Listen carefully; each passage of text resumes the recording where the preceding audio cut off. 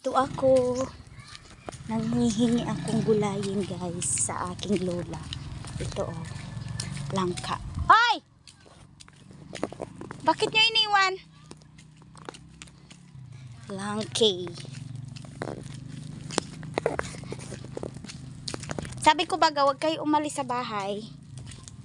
Manghingi lang akong gulayin. Ito ang aking gulay for today.